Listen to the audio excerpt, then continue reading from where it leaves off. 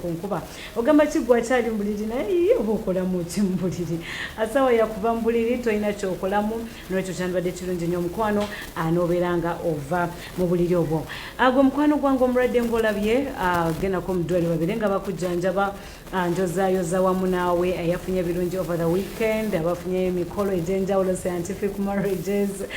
scientific introduction oba n'okukyala kubeera scientific anyway naye nga nja kubeera nga bwa congratulations abafunye abaana ab'enjawulo wazadde bakuleetedde omwana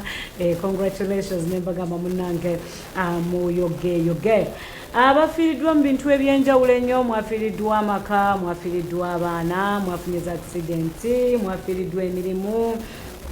mwafiiriddwa ebintu ebyenjawulo bambi sorry about that naye kanze nakugamba nti ekintu ekitakutta nekitakujja mu bulamu kitegeeza nti kiba kikwongera kubeera strong nolwekyo omukwano weyongera okubeera nga ate oli w'amaanyi nnyo nyini ddala situka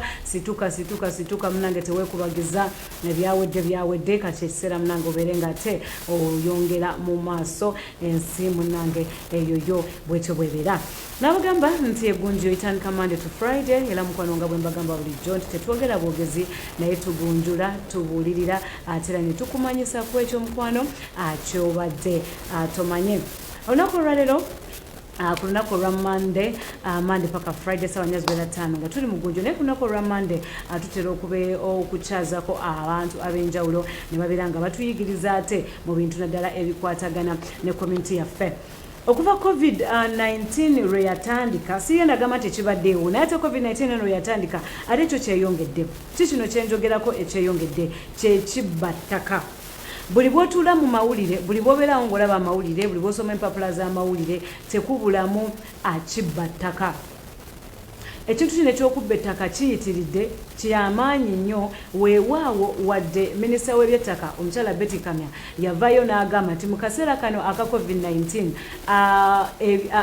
offices ezikwatagana n'ebyettaka zaggalwawo naye still abantu bakozeseza advantage eno okubeera nga ate bo batwala amataka g'abannaabwe ne babeera nga bamenya amayumba ne badismantling amayumba ne babeera nga basaawa ebirime by'abantu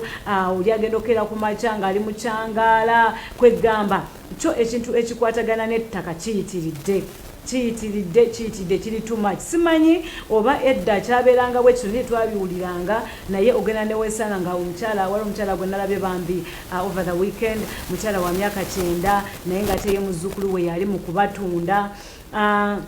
nga kitegeeza nti awantu abo babaddewo ebbanga ettaka lino abantu lye bajja ne baclaiminga nti lyabwe abantu baba tebabaddeewo nnyo kaseera katono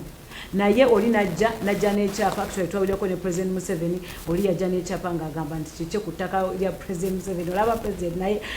bagala okumubbako ettaka olwogwani anyway ekibba ttaka kiyitiridde olunaku ensangi zino kiyitiridde nnyo naye nga olowooza kiki ekivaako okubeera nga ettaka ly'abantu libbibwa ekisookedde ddala mu byonna kyolina okumanya nti ebintu ebikwatagana n'ettaka oba issues yes zekintu ebikwatagana n'ebintu ebyettaka birina okubeera nga birimu oba nga biggweera mu bantu oba mu bodies mu sectors za mirundi esatu ekisookedde ddala mu byonna LC chairman awo ku kyalo ewammwe awo ku kyalo oyagala okugula ettaka alina okubeera nga ebintu bino abimanyiiko oba bw'ofuna obutakkaanya ku ttaka LC chairman LC1 oyo gwe wasimba mu mugongo n'obeera nga olonda alina okubeera nga ebintu bino ebyettaka abirimu ekintu omuntu ow'okuli webeera nga biremye kooti oba ab'amateeka balina okubeera nga ebintu bino nabyo osobola okubibatwalira era balina okubeera nga babirimu nnyo ekintu omuntu owokusatu ye poliisi nayo erina okubeera nga ebintu bino ebirimu naye ate ennaku zino tulabye nga waliwo ekyenjawulo osanga amagye nga ge gakuuma ettaka aba LDU nga be bakuuma ettaka aba security services nga ze zikuuma ettaka kwegamba nga ne weewuunya omugenda okera ku makya nga amagye geetoolodde bwe gati nga ate si batasalikako omusale bano ab'ebibombola nga bali awo bwe bali mu kuki abebali mu bintu by'ettaka n'otunulira abantu botasuubira waliwo ne baleeta oba bahakoti neryokereta wakoti brokers anyway ndowooza bo basobola naye ekintu ekikwatagana amagye tegalina kubeera mu bintu bya ttaka ne bwe mba mulina obuyinza buli butya ne mba mulina obuyinza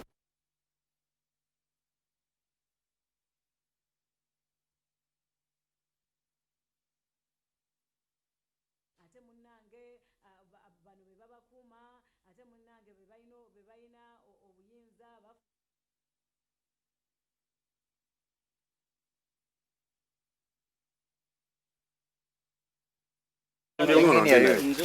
Sebo tewaddamu kuvaawo ekikolebwa wa awo kutaka lino okutuusa kooti ng'esazeewo. Abantu abali ku ttaka lino babibanja wabula ng'agambibwa okuba nga yennannyini ttaka lino Sseŋŋendo agamba nti bonna baliko mu bukyamu kyokka nga bagenda mu maaso n'okuzimba. Ettaka lino lyendiko lyali lya kitange yaligula 1948 kati babayise mukulu wa poliisi DPC Kasange yabayise abasomere court injunction tebalabiseeko chairman agambye nti tebbaluwa teyazigaba kwega chairman ali munda mu kutunda ettaka lino ligwewo era bamwe abaddewo ng'ayogera n'agamba DPC nti abo abaliko bajjaddako ku ttaka okwo. Anja asomedde ssentebe ekiwandiiko kya kkooti ekibadde kigamba nti tewali muntu yenna agenda kuddamu kukkirizibwa kubaako kyakolera ku ttaka lino nga yenna anaasangibwa nga alina kyakola wakukwatibwa okutuusa kkooti bw'enaasalawo ani nannyini ttaka omutuufu. Abantu oda beegamba ali Rutaro Fred Nkonge John Kisitu Constantine Sarongo Mayanja Godfrey ne Nakityo Miriam were respondents. Agambibwa okuba nannyini ttaka lino ategeezezza nga bwe yajja n'asanga olunaku olwaleero omwami gwe tukyaziza omwami ono nga ye mwami Anthony Asimwe era nga ye manager wa Pro Bono Uganda Law Society. Tugenda kubeera nga aliyongera okubeera nga atugunjula ekintu kino kikwatagana n'ebyettaka bakibbattaka tubeewaze tutya tusanyusa okulaba sebo weewaawo wewe neyanziza era okuddamu okunkyaza okwogera n'abantu era abatulaba. Nsaba batubuulizeeko abatulaba abalungi. Abatulaba mwina amanya ngawe banyanjudde nze Asimwe Anthony kola n'ekitongole ekya Uganda Law Society munamateeka era nga nze akulira ekitongole ettabe erya Pro Bono Project. Pro Bono kyeki? Pro Bono wetuwa obuyambi abantu abateesobola nti abantu ababasinga mumanyi nti bwogende wa lawyers ba ssente nene baloyo wabweru balina obuvunaanyizibwa okulabika nti bayambako omuntu wa bulijjo ateesobola okumuweereza omusango ogw'okumuwa obuyambi bwonna obukwatagana n'amateeka ku bwereere nga takugyeko wadde n'ekikumi. Baloya beebweru be mulaba asobola otuukira ekitongole ekyaffe ffe tukuconnectinga ne tufunira looya wa pulida gw'oyagala ebweru eyo okuyambako n'akola ku nsonga zo ku bwereere naye ng'oyitira mu pulojekiti yaffe eya Pro Bono osooka n'ogenda n'owandisa mu Pro Bono oba ogenda bugezo wagaba banaye nze nfa Pro Bono eriwa ojja n'otuuka ewaffe Uganda Law Society n'otuukira office yaffe ya Pro Bono Project n'otugamba oyinza n'otugamba ng'olina lawyer gw'oyagala ewagwera akole ku nsonga zo bwe tubanga tumulina mu system yaffe ne tujjako ebikwatako ne tumukubira ne tubakwasaganya kati ne lawyer naye n'aba nga buli kyakola yeyanjulawa ewamwe. Alright, munnange ebintu by'ettaka bitabuse. Ettaka litabuse tetumanyi kiri mu ttaka oba Katonda oba ettaka oba yalitaddemu ki yalinga ngeri yalitaddemu zaabu nti buli wamu waliwo ettaka kubanga ebintu bino tebyali bingi nnyo bwe ndowooza bwe ndaba naye kati ennaku zino kigambo ttaka lifuuse ettaka ababbi b'ettaka bayitiridde ekisookera ddala mu byonna nga sinnagula ttaka bintu ki byannina okusooka okumanya? Nebijiri ensonga eno y'ettaka nga gavumenti eriko obuzibu bw'amaanyi nnyo kikulu nnyo ne tusooka ne twetegereza obuzibu buno buvaawa nga gavumenti tebwabeera ng'obuzibu ekikulu tulina okumanya history ki ekivaako obuzibu bwonna ku ttaka bino nti ogenda kwesanga juli ng'ewammwe essaawa eno bw'otunuulira katugeza abazzukulu muli 10 naye wetunuulira bajjajja bammwe baalinga 3 bokka bw'otunuulira bajjajja baalinga abo 2 kati nga buli generation wezikyuka kweyongera nejjukira ettaka lyo terikola ki teryeyongera lisigala nga liri size y'emu bwabanga jjajja wamwe yalina acres 10 n'azaala bataata ne bazaala abalala ne bazaala ne muzaala ogenda kwesanga nga muweze bantu 10 naye nga saizi yettaka yezo yika 10 era ne bootunuulira katigeze bw'olaba abana basoma ababala abantu census buli mwaka enamba egenda yeeyongera naye ensalo za Uganda tezikola ki tezikyuka zisigala zezimu kati ate n'enkulaakulana naye egenda ekola etya egenda mu maaso eyo pressure gy'olaba abantu tweyongedde ebyenkulaakulana bikyuse abantu beyongedde okulaba value y'essente ebintu beyongedde okwagala okulaakulana n'enamba y'abantu yennyini naye nga kyetuliko kyekimu giro tuba tuddaana abantu babiri bwe bajja 10 ne beyongera 2 ne beyongera 3 tugenda kusanga ffenna tulwanira buli omu alwana okufuna wakola atya wayimirira naye ate era ne wetunula mu history yaffe oba mu byafaayo ntedda Uganda twafugibwa abazungu mukimanyi nti abazungu nga tebanajja twabeeranga ng'ettaka buli omu twakozesanga ettaka tugiyita customary nti wosanga eri ekika kyegundi eryo ttaka lyabwe eryo teryabayingira balikozesa lyonna awamu teryagamba nti kino kyange tukozeseza wamu okulunda okulima okukola ki nga community n'ebyalo kati ate abazungu bwe bajjira bwe mwajjira obwo obuzibu bwosanga nti kati ekintu ekyettaka kyali kintu kikulu nnyo nti bwe batufuga n'osanga nga be balina obuyinza ku ttaka kati n'owulira nti twakola Buganda agreement mu Jule ya 1990 nti ekintu ekyettaka ensonga y'ettaka yali esinga obukulu mu nsonga ewulira nga bagamba nti bawakabaka Buganda wa mailo land mailo akenda terisigadde lyonna lya government yali abazungu kati ate otwaleetera obuzibu obwo ne bajjawo kiri ekyokusanga ng'ettaka ffenna twali tulikozesa buli omu yali alikozesa ne babawo kati bannannyini wakati era mailo land gy'olya nti yali akabaka lyasigala mikono gya kabaka n'awa abaami n'awa abakulembeze abataka biki kati ate abantu ababeeranga ku ttaka nga bakozesa nga bwe baagala atawo ne bafuuka nga abapangisa ne batandika nga balina okusasula obusuulu olina okusasula bannannyini okukozesa ki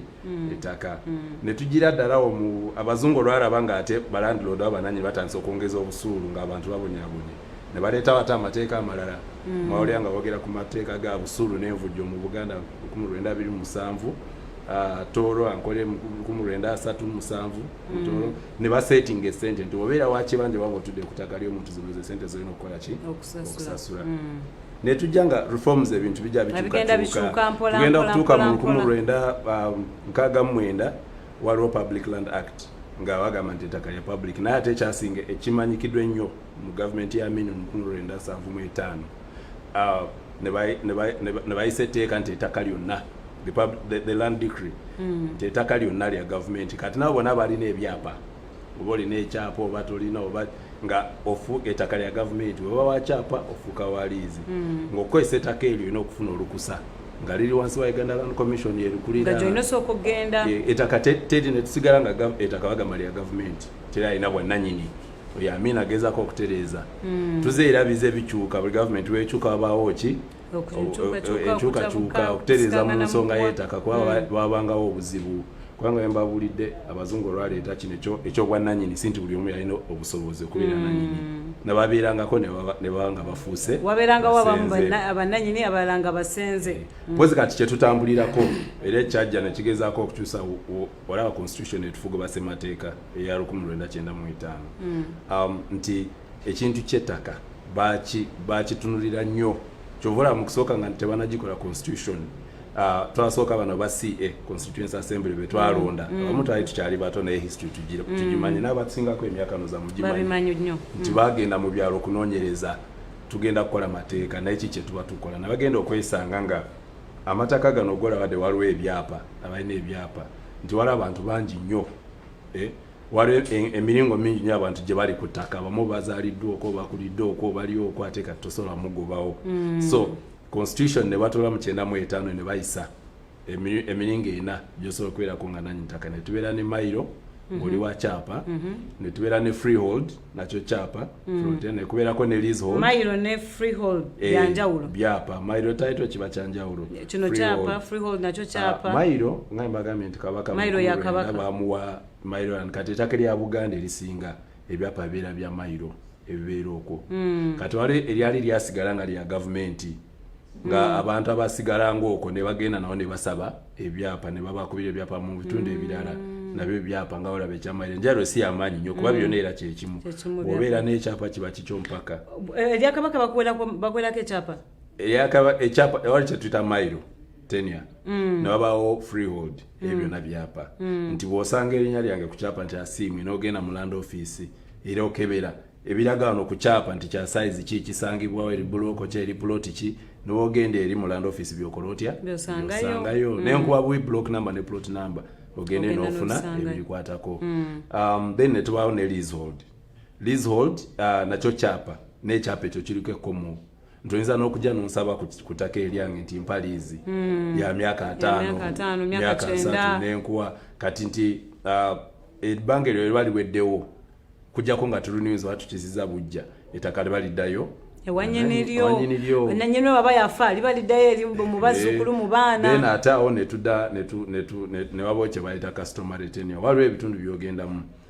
kiteganya okuba eyo mu northern Uganda Karamoja nosanga nga bo bakyalina ettaka nga lya kika lya community bakugamba ettaka eryo lya kika kyaki ekika ekyo teliriko nanyini nti oba ono omuntu omwe alinako bwaki obwananyini lwaki mu constitution bakikola bwe batyo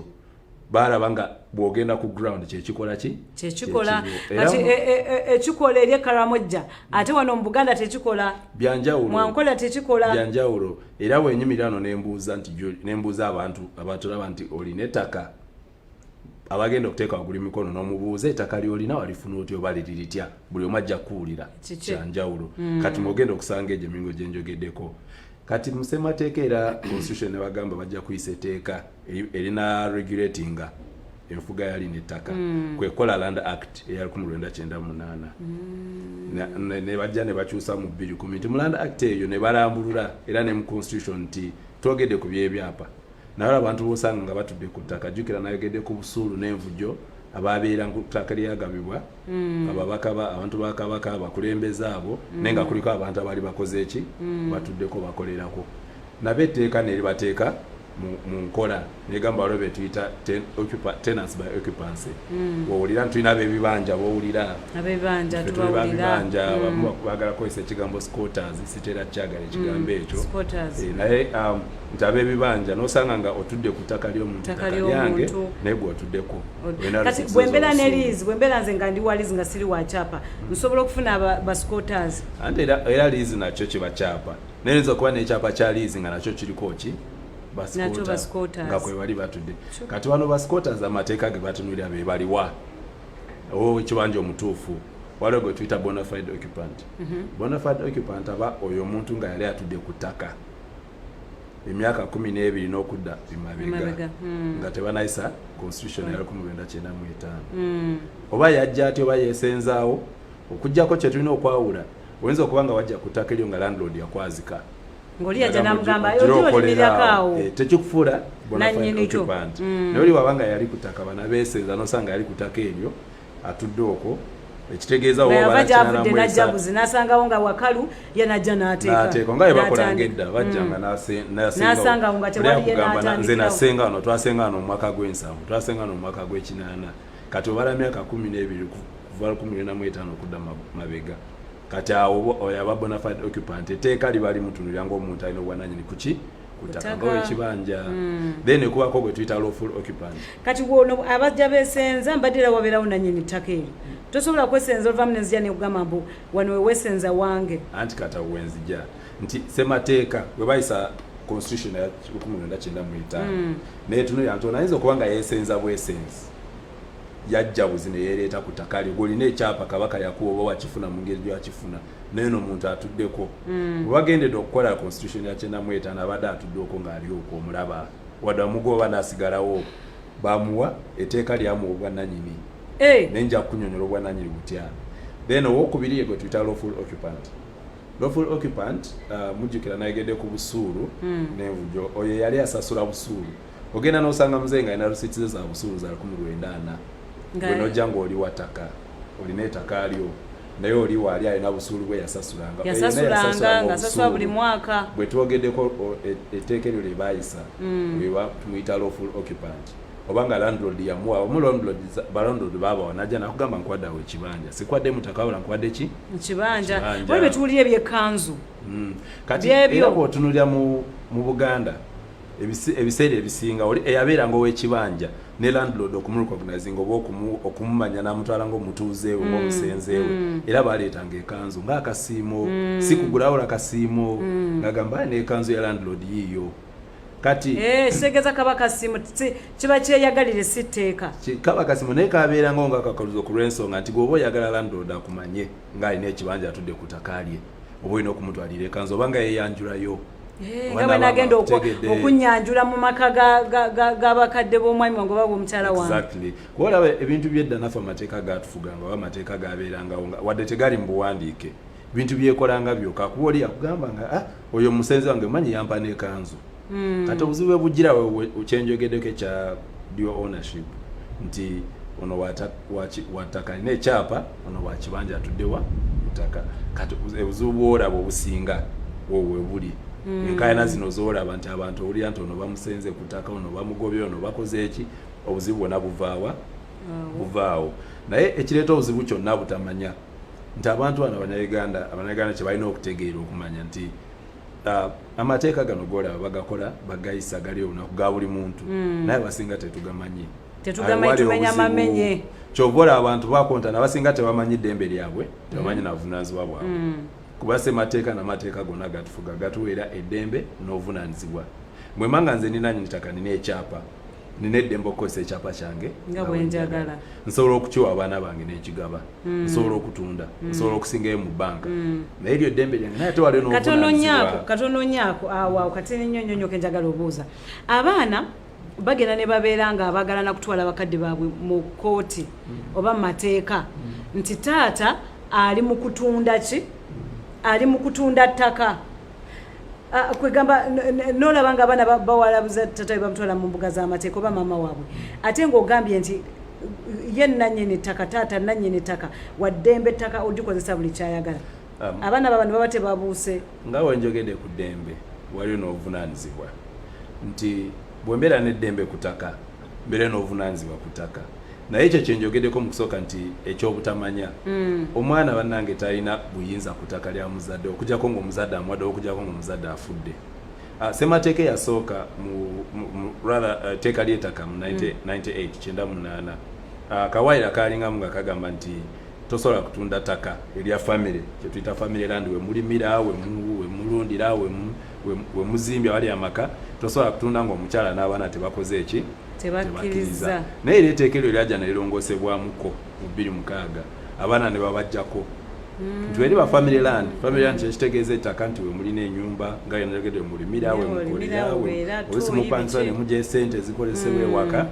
omuntu yekka alina obuvunaanyizibwa oba obuyinza okukulemesa okulikozesa nga oyagala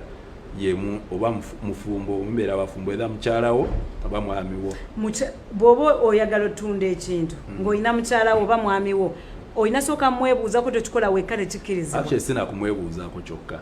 alina okuba kyetuyita written consent nakkiriza n'asainingako bwe mbeera abafumbo mu mateeka etopic ndooza twajogerako saagala jengiramu kati naye ate si buli kintu ebeera tukiyita family land njako ekyokulabirako waliwo abantu abadiringa mu mataka nze bizinesi yange yataka nza okuba nina amataka ebyapa nga 10 naye nga biri byakutunda bya bizinesi naye waliwo nawe tuyita ewaka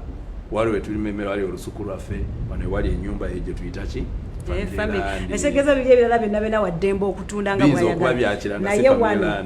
kyemutwala nga family land oba wemukozesa ngaewaka so abaana kankiddemu omwana talina buyinza butwala muzadde omukoto oba okumugaana okukola ki okutunda ebintu bye kasa tebeera family land newebeera family land omukyala yeka alina ki obuyinza omwana obuyinza abaana tebalina buyinza kati wabeera nga maama yavaawo nga maama yavaawo oba nga yafa abaana bano nga basigala ne taata ng'ayagala okubeera ng'atunda kankuwulire obuvunaanyizibwa omuzadde bw'alina ku mwana bwanjawulo nnyo kwe kumulabirira n'amusuza n'amuliisa n'amwambaza n'amujanjaba naye ate bwe tugenda okuteeka erifuga abaana y'omuntu atali wansi w'emyaka 18 omuzadde waba akoze ebyo byonna ng'akuyambye oba tulina kyokolootya omwana obuyinza bwofuna ku kintu ky'omuzadde ng'afudde avuddewo era yalaama oba tayalaama ndowooza ekyo twakyogerako wano. Alright,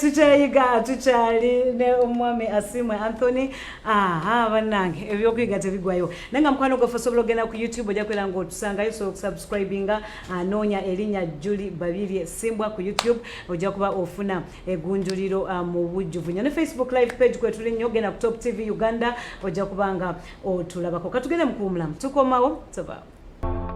Kinene nnyo mukwano okubeera ng'okyekumidde ku Top TV The Family Network. Nkyali Julie, tukyali mu gunjuliro tuyigira ddala ebintu ebikwatagana n'ebyettaka. Ettaka munnange, ettaka lifuuse ettaka, naye nga njagala okubeera nga nkugamba nti genda ku YouTube YouTube page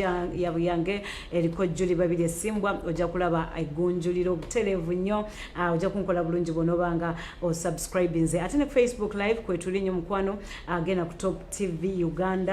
page ojja kubeera ng'ogiraba era osobola okubeera nga otulabira ddala. Era mikwano abaliko swala zino tubeeyanza tubagamba nti mwebale nnyo, mwebalire ddala. Tulina omwami Anthony Asimwe era nga ali mu Pro Bono Uganda Law Society, era nga munange tuli mu kuyiga ku bigambo eby'ettaka. Ettaka lifuuse ettaka, alina kyayogeddeko nti munange luli abajjajja baali 3 nga balina yika 10 ne bazaala abaana 10 era zisigala zo 10. Abaana beeyongera n'abazzukulu yemu ku nsonga lwaki munange olabanga obugulumbo bw'ettaka bunene. Tweyongere maaso.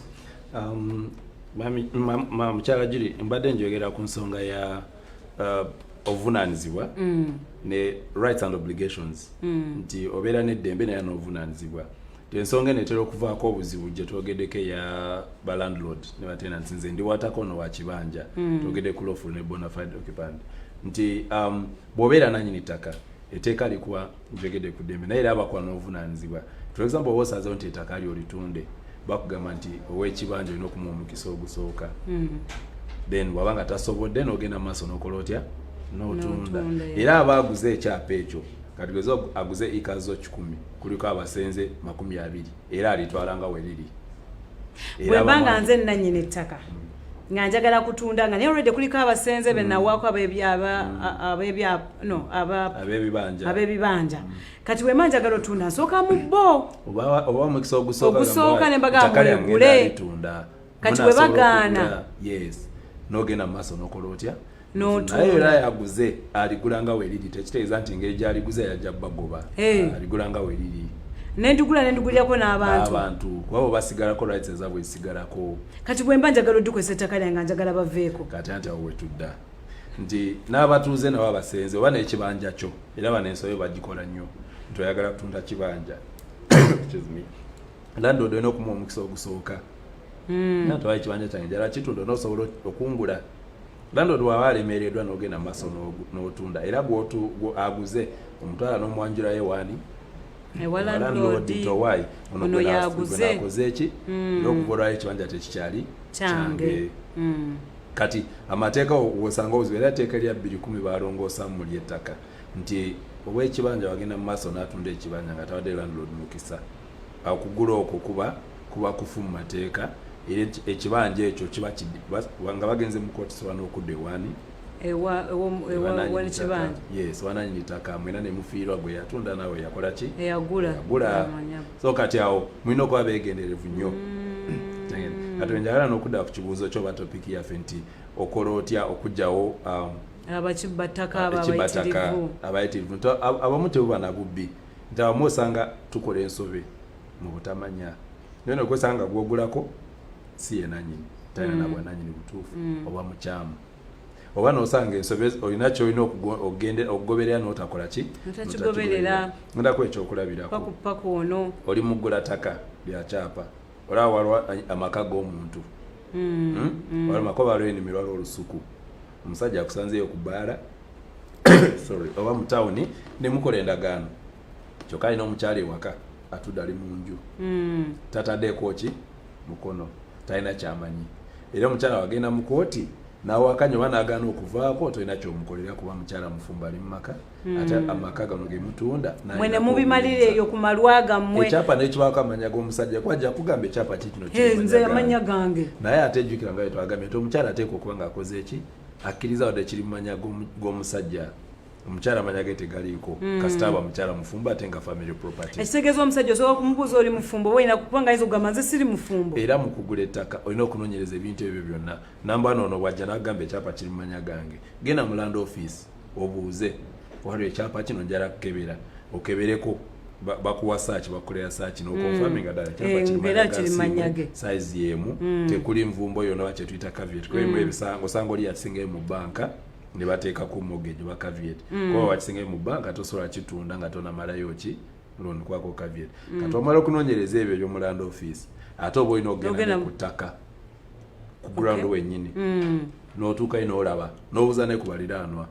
ne wosangamu akayumba nga kasubi olina okuuza kuba yagenda n'akuguza akugambe tekuli wakibanja naye ogenda okutuuka osanga ekyapa kyakuwadde ika 10 zonna zituddeko abantu nayinza n'okuba omuntu omu ng'akugamba nze wano wange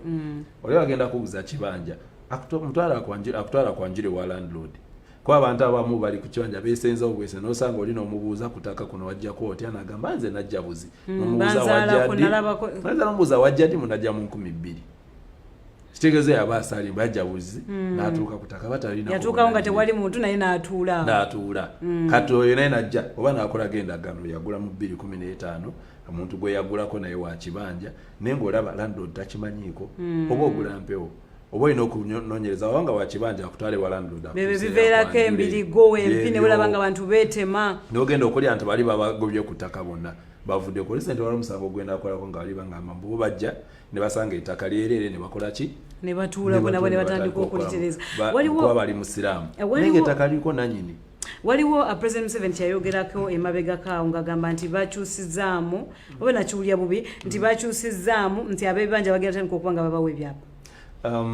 ekintu ekyo era amateeka gaffe ge tulina galambika ebintu ebyo byonna byonna nti era amagezi ge tugenda tuwa abantu nti wabeera wa kibanja osobola n'okutuukirira landlord nomugamba kaneegule okujjawo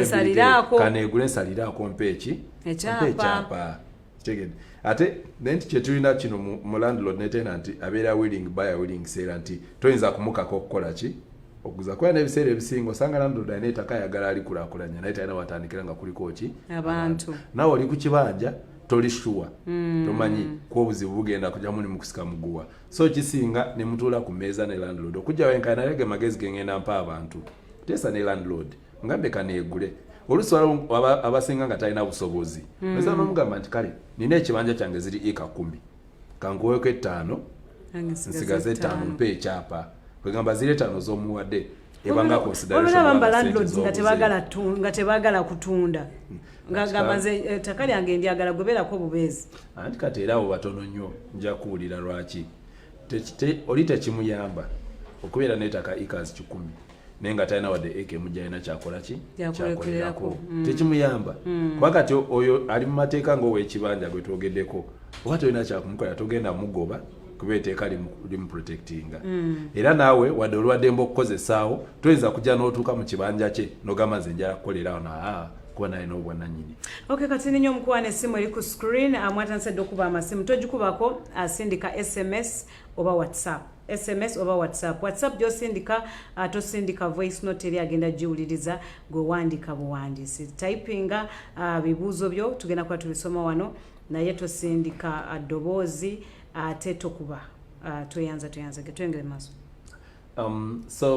mbadde ngamba mbawa amagezi nti engeri gye tujjawo enkayana zino oba obutakanya buno zeziriwa kuba tolabye obuzibu obusinga okuba buli kubano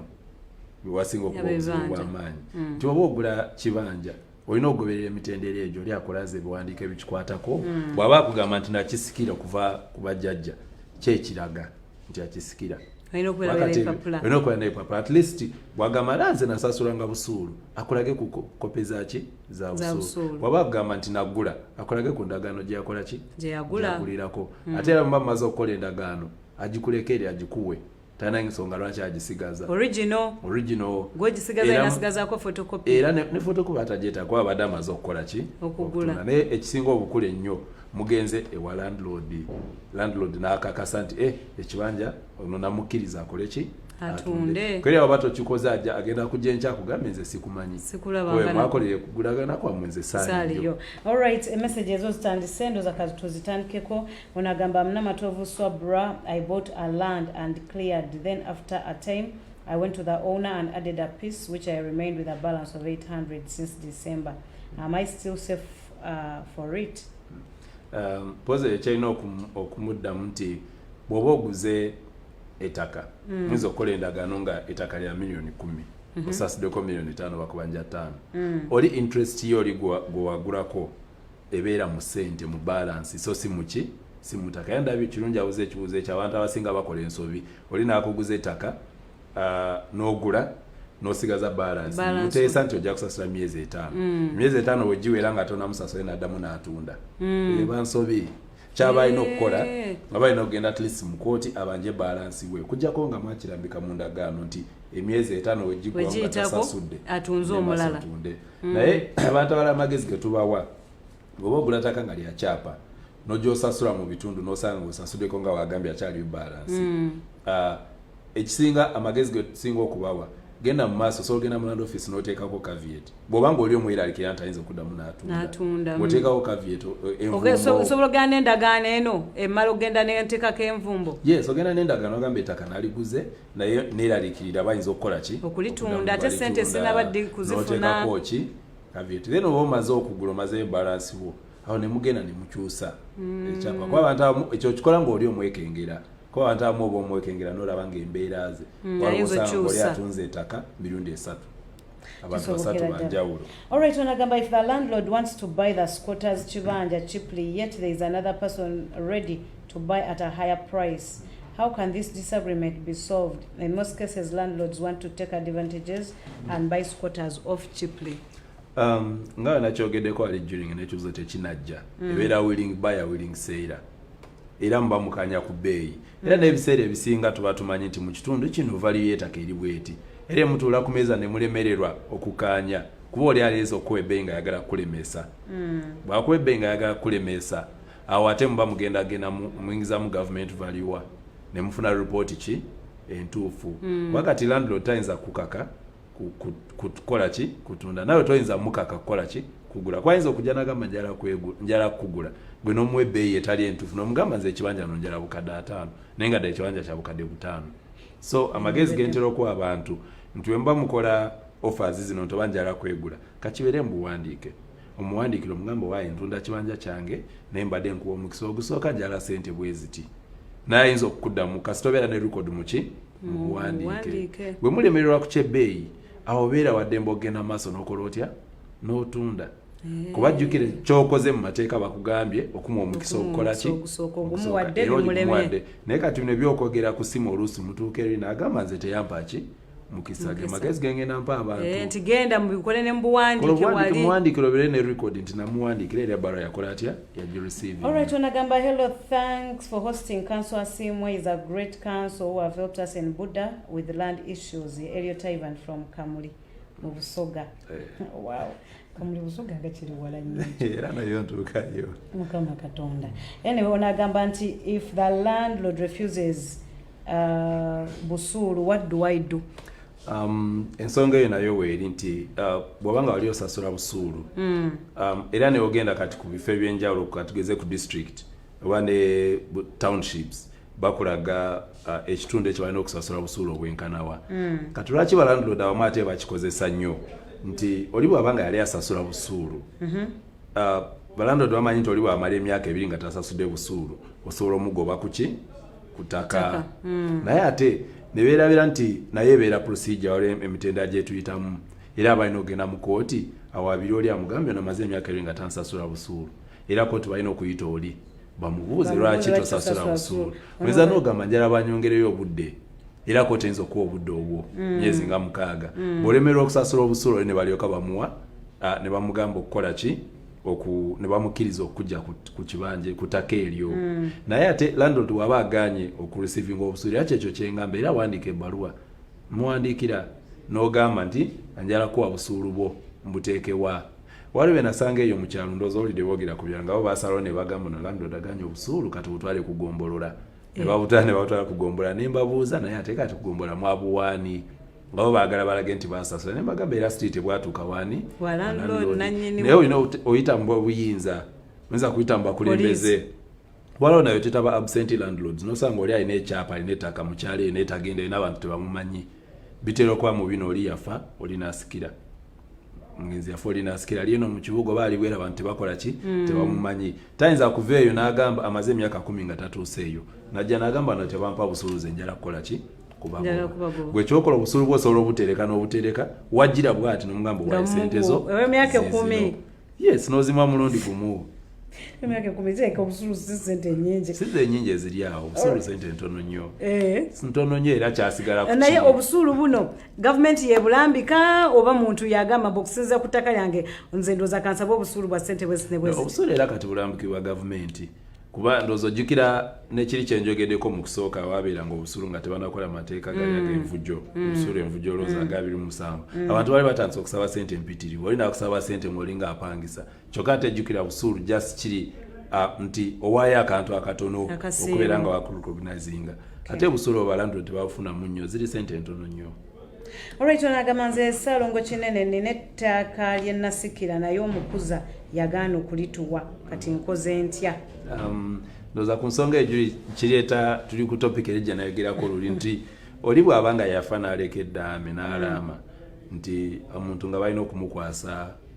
ekikye katugeze ettaka oyo nga bw'agamba nti oli omukuza tekitegeeza nti ekintu kifuuse kikye kiba kyamuleko oteekwa okuyitira mu mitendera oli onomukwasa ekintu ekikye era omukuza walemera ekintu kyo era ogenda mu kooti mba obuyinza n'omuwaabira kasita oba n'ekiraga oba walisikira otya katugeze waliwo ekiramu oba ne babanga tewali kiramu ng'oli yafa n'ataleka daame nga kyetwayita interstate succession ng'oli beneficial olina okufuna share ku kintu ekyo oli n'abiremera bitera okubeera abakuza abasika ab'omusaayi era ogenda mu kooti n'emukaka akuwe ekintu kyo kyolina okufuna kooti emukaka. Onaga thanks for the presentation. Oscar Ekaliro Busoga biki ebyetaagisa okufuna ekyapa? Njogedde ku byapa bya mirundi ng'esatu. So kisinziira bw'obanga ekyapa waliwo bw'osanga ng'ali mu district ayagala kusaba liizi oyita mu district land board nayegedde wano okusemateeka wali ebintu byajeereeta ya 1995 bakureetinga mu baleetamu ne office ez'enjawulo tulina Uganda Land Commission nga yekuuma ettaka